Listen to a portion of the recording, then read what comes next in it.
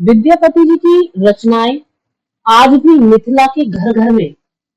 गाई जाती हैं और उनकी स्तुतियों का गान होता है। तो यहाँ पर जो ये एक पद है, ये देवी स्तुति है और ये स्तुति आज भी मिथिलावासी जो शिव शक्ति की पूजा करने वाले शिव शक्ति प्रेमी भक्त हैं, वो इस स्तुति का गान करते हैं। तो जो प्रस्तुत विद्यापति जी की स्तुति है, वो बहुत ही रमणीय है और गेयात्मक है। ये स्तुति इस प्रकार है। कनक भूधर शिखर वासिनी चंद्रिका चय चारुहासिनी दशन कोटि विकास बंकिम तुलित चंद्र कले क्रुद्ध सुर रिपु बल निपतिनि महिष शुंभ निशुंभ घातिनि भीत भक्त भयापनोदन पाटव प्रबले जय देवी दुर्गे दुरित तारिणी दुर्गा मारी विमर्द कारिणी भक्ति नम्र सुरासुराधिप मंगल प्रगरे गगन मंडल गर्भ गाहिनी समर भूमि सुसिंह वाहिनी परशुपाश कृपाण सा शंख चक्र धरे अष्ट भैरवि संग शालिनी सुकर कृत कृपाल मालिनी दनुज शोणित पिशित वर्धित पारणार से संसार बंध निदान मोचिनी चंद्र भानु कृशानुलोचिनी योगिनी गण गीत शोभ नित्य भूमि रसे जगति पालन जन्म मारण रूप कार्य सहस्त्र कारण हरि विचि महेश शेख चुंबमान पड़े सकल पाप कला परच्युति सुकवि विद्यापति कृत स्तुति तोषित शिव सिंह भूपति कामना फल दे। तो इस प्रकार जो ये स्तुति है, इस स्तुति में माता दुर्गा देवी की प्रार्थना की गई है और उनके जो वैशिष्ट है उसका गुणगान किया गया है। और ये जो स्तुति है, देवी परक स्तुति, विद्यापति की मानव भक्ति भावनाओं का एक मतलब कि बहुत ही सुंदर उद्गार है जो उनके मुख से प्रस्फुटित हुआ है। तो इसका तात्पर्य इस प्रकार से है कि कहते हैं कि कनक भूधर शिखर वासी, कनक कहते हैं स्वर्ण,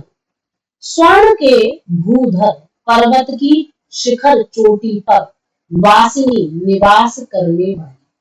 तो जो कनक के समान स्वर्ण शिखर पर निवास करने वाली है,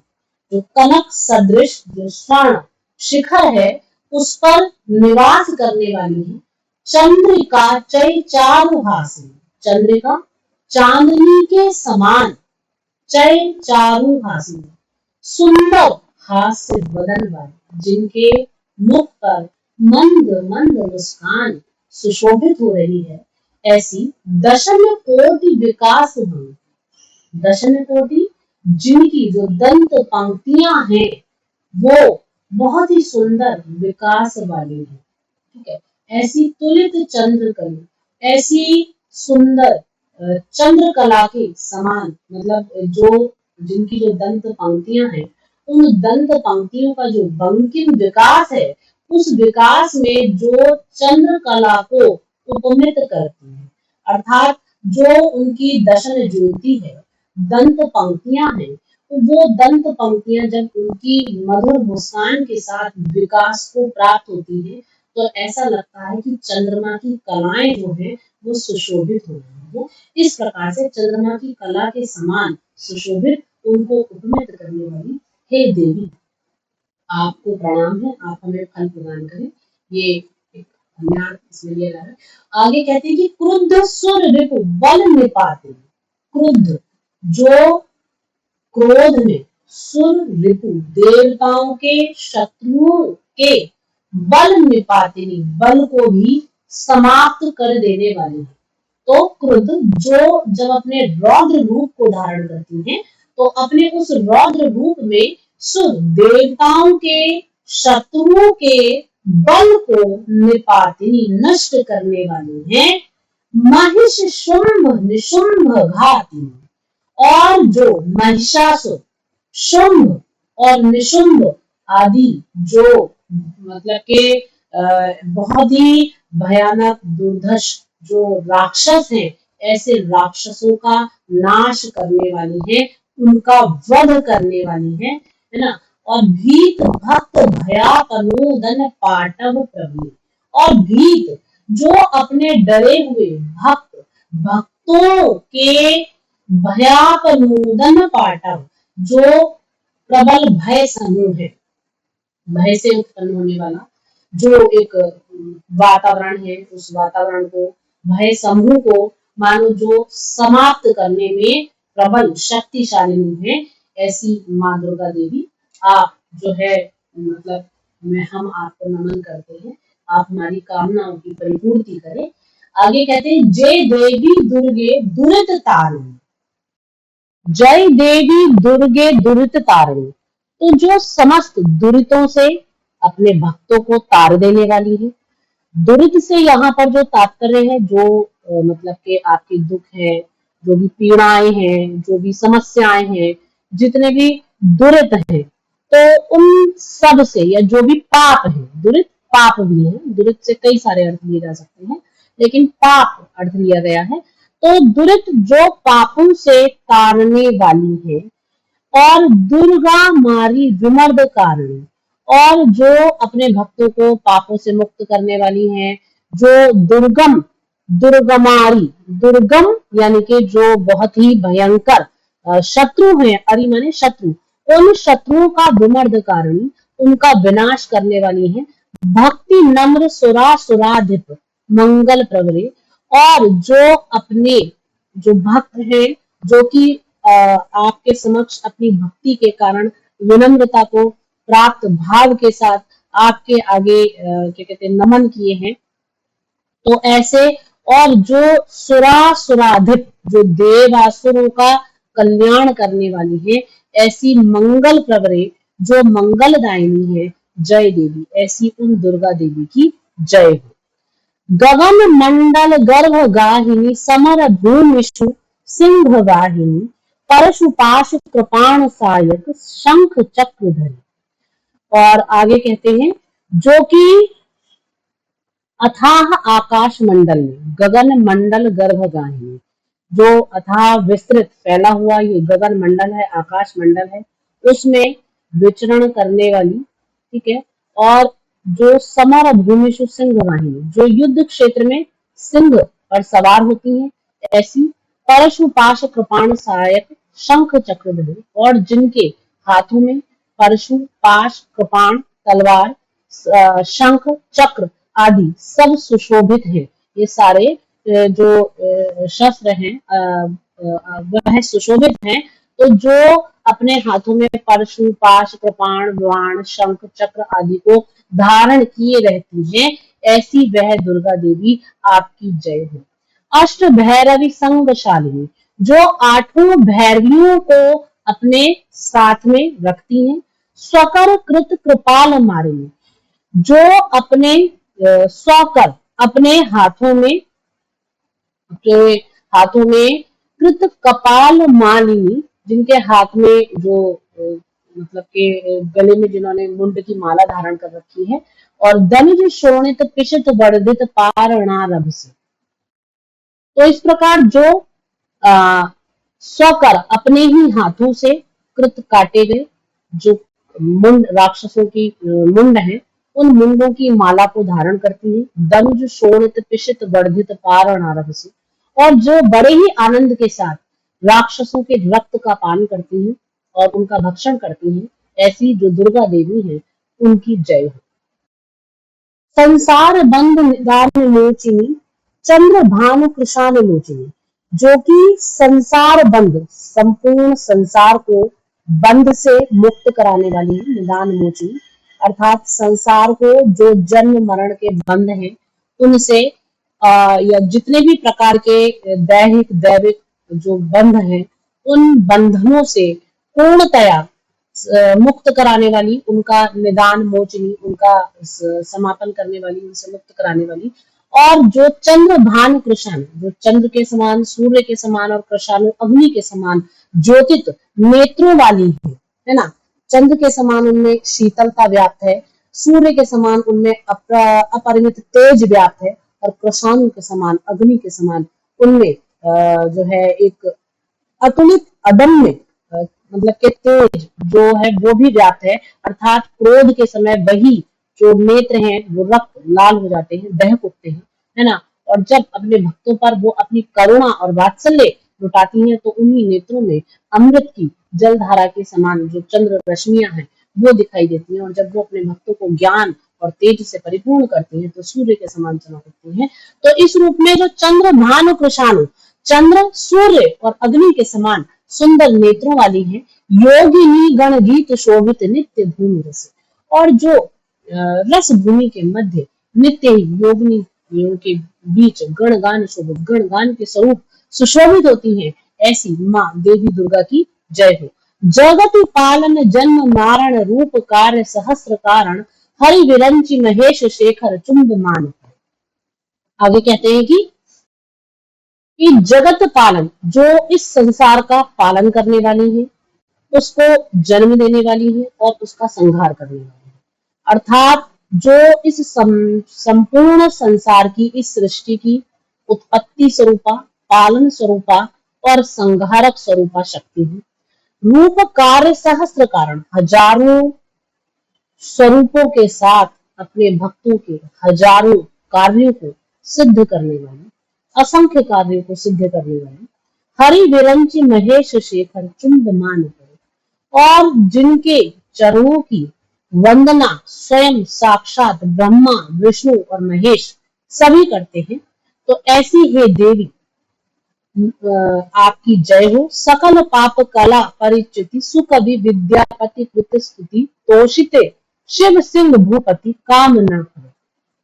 और आगे कवि कहते हैं अंत में कि जो सकल पाप कला, समस्त पापों से मुक्ति दिलाने वाली है, और सुकवि विद्यापति, तो ऐसी है देवी जो ये कवि विद्यापति हैं, ये कृत स्तुति आपकी स्तुति करते हैं। तोषित सिंह भूपति काम न फल करते, और हे माता आप प्रसन्न होकर के राजा शिव सिंह की कामना के अनुरूप, है ना, तोषित फल दे, हमें संतुष्ट करें या फल प्रदान करें। तो इस प्रकार इस पद में कवि ने माता दुर्गा की स्तुति की है, उनके जो विभिन्न स्वरूप हैं उनका वर्णन किया है, उनकी विशिष्टताओं का वर्णन किया है, और उनके वैशिष्ट्य के माध्यम से जो उनकी अपरिमित शक्तियां हैं उन सबका वर्णन किया है। बहुत ही सुंदर, सरल और सहज शब्दों में उन्होंने ये सब वर्णन प्रस्तुत किया है। अगली स्तुति में विद्यापति जी भगवान शंकर की स्तुति करते हैं और कहते हैं कि जय जय शंकर जय त्रिपुरारी, जय अध पुरुष जयति अधगार, आध धवल तनु आधा गोरा, आध सहज कुछ आध कटोरा, आध हड़माल आध गजमोती, आध चानन सोह आध विभूति। आगे कहते हैं कि आध चेतन मति आधा भोरा, आध कटोर आध मुझ डोरा, आध जोग आध भोग विलासा, आध पिधान आध दिगवासा। आगे कहते हैं कि आध चान आध सिंदूर शोभा, आध विरूप आध जगलोभा, भने कवि रतन विधाता जाने, दुई कई बाटल एक प्राण। तो यहाँ पर भगवान शंकर की स्तुति कर रहे हैं विद्यापति जी, और कहते हैं कि जय जय शंकर जय त्रिपुरारी, हे शंकर भगवान, हे त्रिपुरारी आपकी जय हो। जय अध पुरुष जयति अधनारी, आपके आधे पुरुष और आधे नारी स्वरूप की जय हो, अर्थात आपके अर्धनारीश्वर स्वरूप की जय हो, जो अर्धनारीश्वर स्वरूप है। और उस अर्धनारीश्वर स्वरूप में जो भगवान शंकर का आधा अंग उनके पुरुष स्वरूप है, शिव रूप है, और जो उनका आधा अंग है वो शक्ति स्वरूप है। तो इन दोनों ही जो उनका अर्धनारीश्वर स्वरूप है, उस अर्धनारीश्वर स्वरूप का जो अप्रतिम सौंदर्य है, उस अप्रतिम सौंदर्य का बखान यहाँ पर विद्यापति जी कर रहे हैं। आगे कहते हैं विद्यापति जी कि आध धवल तनु आधा गोरा, क्योंकि भगवान शंकर का जो अर्धनारीश्वर रूप है तो उसमें जो उनका वामांग है वो शक्ति स्वरूप है, और जो उनका दायां अंग है वो शिव स्वरूप है। तो जो उनका स्वयं का शिव रूप है, उस शिव रूप पर उन्होंने अपने शरीर पर भस्म लेप रखा है। तो कह रहे आधा धवल और तनु आधा गोरा, अर्थात जो उनकी आधी देह है वो धोली है ना। तो जो आधी देह है उनकी वो तो बहुत ही स्वच्छ है, उज्जवल है, क्योंकि उन्होंने उस पर अपने भस्म रमाई हुई है, तो उसके कारण भी उनका शरीर जो है वो बिल्कुल उज्जवल और धवल दिखाई दे रहा है। तनु आधा गोरा और आधा जो उनका वामांग है वो बहुत ही गौरवर्णी है, दिव्य है, दैदीप्यमान है। आध सहज कुछ आध कटोरा, और उनके वक्षस्थल के सौंदर्य का वर्णन कर रहे हैं, क्योंकि जो शिव रूप वक्ष है, तो उसके लिए कह रहे हैं कि वो आधा जो उनका वक्ष है वो सपाट है, समतल है, सहज है, और कुछ आध कटोरा, और जो शक्ति रूप वक्षस्थल है वो अपने आप में एक कटोरे की तरह उभरा हुआ है। आगे कहते हैं आध हड़माल आध गजमोती, और उनके शरीर में, क्योंकि जो आधा जो उनका शरीर है शिव रूप है, उस शिव रूप में जो कंठ में मालाएं पड़ी हुई हैं वो हार मुंडों की मालाएं हैं, है ना, और आध गजमोती, और जो शक्ति स्वरूप वामांग है, उस वामांग में जो हार है वो हीरे मोती के जो हार है, गज मोतियों की मालाएं हैं, वो वक्ष स्थल को सुशोभित कर रही हैं और सौंदर्य से परिपूर्ण कर रही हैं। आध चानन सोह आध विभूति, और आगे कहते हैं कि जो शिव रूप दायां अंग है उस पर मस्तक पर उनके आध चानन सोह आध विभूति, तो आधे शरीर में तो उनके चंदन लगा हुआ है, चंदन लगा रखा है, और आधे में उन्होंने भभूत रमा रखी है। तो जो शक्ति स्वरूप उनका वामांग है वह चंदन से लेपित है और उसमें चंदन लगा हुआ है, और जो शिव रूप उनका दायां अंग है वो भस्म से लिपा हुआ है, वो भस्म से मंडित है। आध कटोर आध मुंज डोरा, तो उनका जो आधा शरीर है वह आधा शरीर उनका वो मतलब के एकदम ठीक ठाक दिखाई दे रहा है, और आधे में कुछ दीवानापन सा दिखाई दे रहा है। तो कहते हैं कवि, तो यहाँ पर जो कवि के कहने का तात्पर्य यह है कि जो उनका वामांग है, जो उनके दिव्य स्वरूप यानी कि शक्ति रूप का द्योतक है, प्रतीक है, तो वो जो वामांग है वो अपने आप में एक चेतन तत्व से युक्त दीप्त हो रहा है, और आधी आधा भूरा, और जो उनका स्वयं का शिव रूप है आधा दायां अंग है, तो वो एकदम मदमस्त तस्सा दिखाई दे रहा है, एकदम ऐसा दिखाई दे रहा है जैसे अपने आप में उसमें एक दीवानापन सा है, अपनी भक्ति में रमे हुए हैं, उसी में डोल रहे हैं, उनमें कोई चेतनता नहीं है। तो इस प्रकार का सा जो एक भोलापन है, भोलापन है, जो क्योंकि भगवान शिव को भोला कहा जाता है इसलिए, तो वो उसमें दिखाई दे रहा है। आध कटोर आध मंज डोरा, और जो उनका वामांग है, जो शक्ति रूप अंग है उनका, वो रेशमी वस्त्र से सुशोभित है, और बाकी जो उनका शिव रूप है, जो उनका दायां अंग है, वो मुंज डोरा, वो मुंज की जो डोरी है वो उन्होंने अपने शरीर पर धारण कर रखी है, तो उससे युक्त है। आध जोग आध भोग विलास, बहुत ही सुंदर चित्रण कर रहे हैं उनके अर्धनारीश्वर रूप का, कि उनका आधा जो स्वरूप है भगवान शिव का, यानी कि जो उनका दायां अंग है वो योग में तल्लीन सा दिखाई देता है, योग से युक्त दिखाई देता है, जैसे कि उनका वो आधा जो अंग है वो योग करते हुए किसी साधक की एक साधना का प्रतीक, उसमें उसकी दिव्यता दिखाई दे रही है, और आधा भोग विलासा, और जो उनका आधा वामांग है, जो शक्ति स्वरूप शरीर है, वो बिल्कुल ही भोग विलास से युक्त दिखाई देता है। आध प्रधान आध दिग्वासा, और उनके आधे शरीर में तो प्रधान यानी कि वस्त्र धारण कर रखा है उन्होंने, अर्थात परिधान बहुत सुंदर रेशमी वस्त्र,